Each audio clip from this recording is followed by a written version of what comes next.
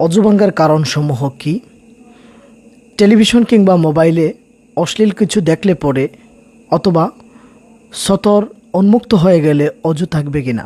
প্রিয় ভাই, হেদায়া কদুরি ফিকে হানাফিয়ার আলোকে অজু ভাঙ্গার কতিপয় কারণ রয়েছে।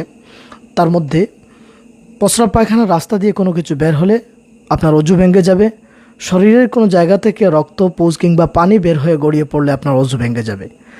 আপনি মুখ ভরে বমি করলে আপনার অজু ভেঙে যাবে। আপনার কফ কিংবা থুতুর সাথে যদি রক্ত আসে এবং তা সমান ভাগ হয় অথবা রক্তের পরিমাণ যদি অধিক হয় আপনার অজু ভেঙে যাবে। পাগল, মাতাল কিংবা আপনি অজ্ঞান হয়ে গেলে আপনার অজু ভেঙে যাবে।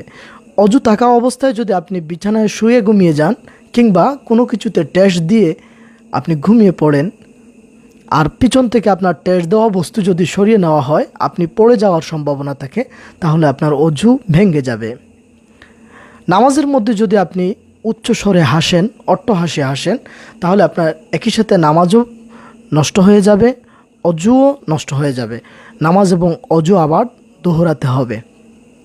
এই কতিপয় কারণ হচ্ছে অজু ভাঙ্গার সাথে সম্পর্কিত।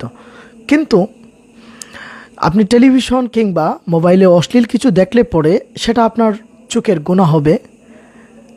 এটা দেখার কারণে আপনার কবিরা গুনাহ হবে, কিন্তু এর দ্বারা আপনার অজু নষ্ট হবে না, অজু ভাঙবে না। আবার আপনি যদি প্রয়োজন ছাড়া আপনার সতরকে উন্মুক্ত করেন, তাহলে আপনি সতর উন্মুক্ত করার যে গুনাহ আছে সেটা আপনার হবে, তাতে আপনার অজু ঠিক থাকবে, অজু ভাঙবে না। আল্লাহ আমাদের সকলকে বোঝার তৌফিক দান করুন।